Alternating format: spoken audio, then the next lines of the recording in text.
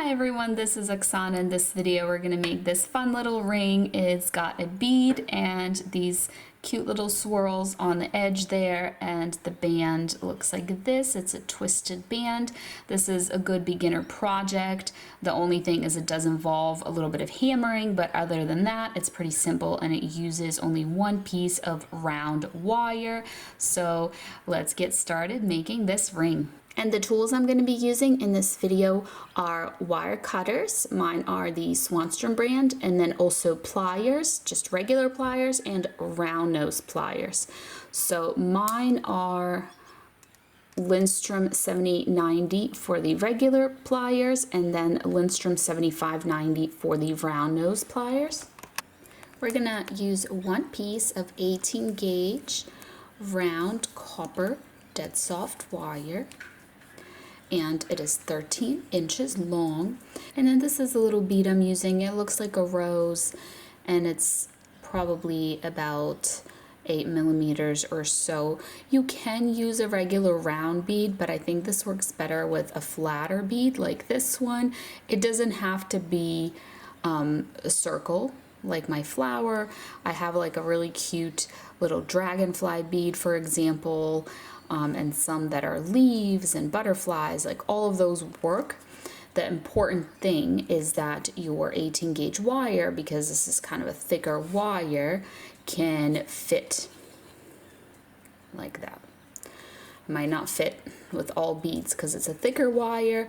If you want, you can use 20 gauge, which is thinner, but it's just not going to give it the stability. It's going to be a little bit flimsy. Like rings are already kind of fragile when it comes to wire wrapped rings, since it's a type of wire that can be bent by hand. A ring can more easily be squished, and so I'm just trying to make this as sturdy as possible. So what we're going to do is take the rightmost wire. Oh, sorry. First you want to put your bead in the center. Now we're just going to bend the rightmost wire all the way around. So just trying to keep it as close as possible to that little bead, and also underneath this other wire, like that. So once you have brought it all the way around and it's back here where it first started, you can stop, and now we're going to do this wire. So with this wire we're going to make a little loop. So what we're going to do is kind of curve it down a little bit like that, and then just continue making that little curve, and it's going to make a little loop or swirl like this.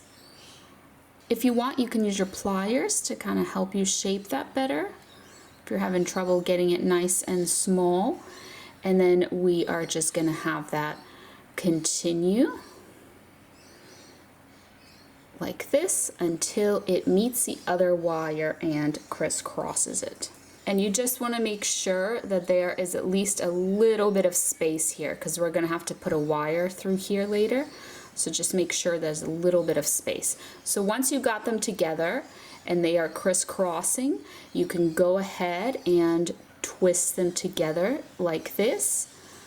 What helps to form a nice even twist is just having these kind of even, instead of, you know, having one more straight and one more to the side. Have them kind of equally to the side like this, and I find that that will make for a nice even twist, and then kind of adjust them after each twist if necessary.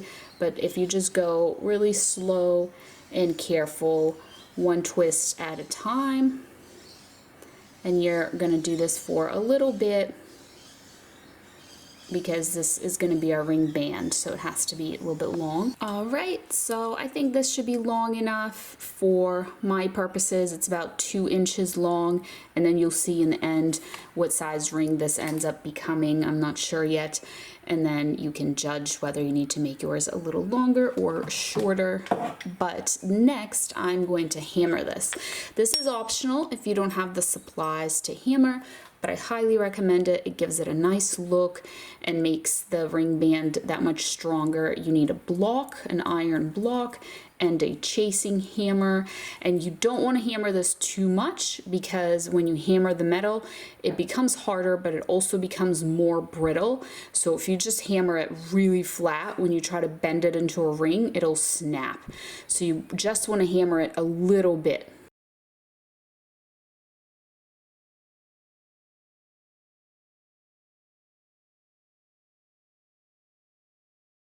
So now I'm going to take my ring mandrel, or if you have something round to bend your ring around, if you don't have a ring mandrel, and you just want to bend with the little swirl here on the front. This is going to be the front. Just kind of bend it all the way around. So mine actually ended up being, it's going to be about a size 10 when we're done with it. Here's how it looks. So what you want to do now, if you hold it like this, so this is the little swirl and the wire going up here, and here's our little gap. We're going to look at this wire, the one down here, and we are going to trim it fairly short, because what we're going to do is make a little loop, a little decorative loop with this wire. And to do that, I'm going to use my round nose pliers. I am going to just open up this ring a little bit so I can get in here easier. It's not good to just kind of bend it a lot, open, closed, it'll start to kind of weaken the wire, but to just gently do it a few times should be fine. So I'm just gonna squish the tip of the wire with my pliers like that as I start my swirl, and then I'm just gonna continue making that swirl. And I'm gonna leave it a little bit open like this. I think it would look nice if I were to hammer it. It's hard for me to hold all of this in the air in front of the camera, so I'm just gonna put this on the ground and hammer, but I'm basically just gonna position it like this and just hammer that swirl flat. So here's the swirl. It just has a slightly flatter look. You don't have to do that if you don't want to. And now we have to take this wire, this longer wire, and we're gonna put it through. Remember how I said we need a gap that will fit a wire? This is what that was for. I'm just gonna gently pull it through, kind of work it through a little at a time. And I'm also making sure that this swirl is gonna line up nicely right over here, like this. So once I have that, what I'm gonna do is you kind of have to hold it, like press on it, otherwise it just springs open. And to lock it in place, we're gonna take this wire that we put through the gap and we're just gonna bend it. So now it's locked in place. And what I'm gonna do with this wire is I'm gonna make another little swirl that I'm also gonna hammer. So I'm going to trim the wire. The wire is kind of still here in the air. I didn't press it down. It is gonna be down here. I will press it down eventually, but for now I want it up like this so I can get in here easier to make my swirl, and also so I can get in there to hammer it. So I'm starting to make my little swirl, and I'm just gonna continue and make the swirl. And if you want to adjust it at all, you can do that with your pliers. Sometimes if you want to just squish it a little smaller. And now I'm going to put it on the iron block and hammer it. So I'm just gonna put it like this, just on the very edge, so I can get in there, and then I'm going to hammer that.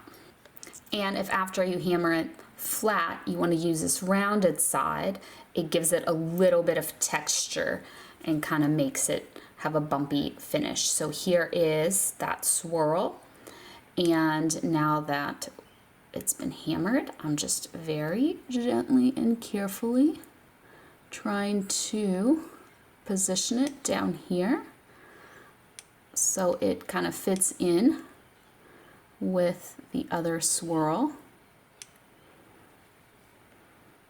And here is how they look.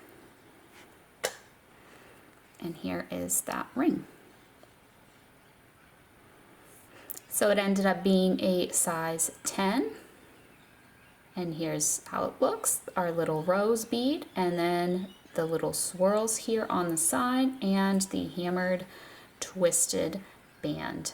So I hope that you enjoyed. Thank you so much, and I'll see you next time.